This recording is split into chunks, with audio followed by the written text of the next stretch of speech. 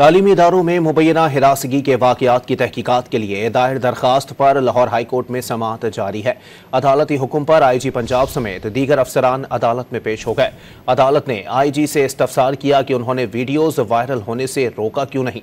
मजीद जानते हैं don news के नुमाइंदे राना बिलाल से। जी राना बिलाल, मजीद बताइएगा।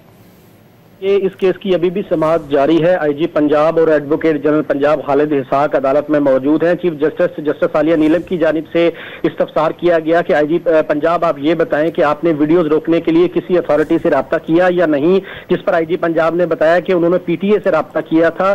चीफ जस्टिस ने ये कहा कि आज 18 तारीख है, वीडियो 13 और 14 को वायरल हुई है। आपने तब जागना होता है जब आग लग चुकी होती है और सब कुछ जल चुका होता है। चीफ जस्टिस ने यह भी इस्तफसार किया कि आपने मुतल्लिका अथॉरिटी से बहुत तखीर से रब्ता किया है। 700 से जायद अकाउंट से वीडियोस वायरल हुई, ये IG पंजाब की जानिब से बताया गया। और ये भी कहा गया कि पुलिस के पास साइबर क्राइम को देखने के लिए सिर्फ एक इदारा है, जिस पर चीफ जस्टिस ने रिमार्क्स दिए कि IG साहब आपकी ये नाकामी है, आपने बच्चियों को सड़कों पर आने दिया, आप हमें 2 दिन का हिसाब दें। 14 अक्टूबर और 15 अक्टूबर को आपने जो है वो क्या किया, और आज भी एक्स पर और टिकटॉक पर ये वीडियोस जो है वो वायरल है और आज भी मौजूद हैं।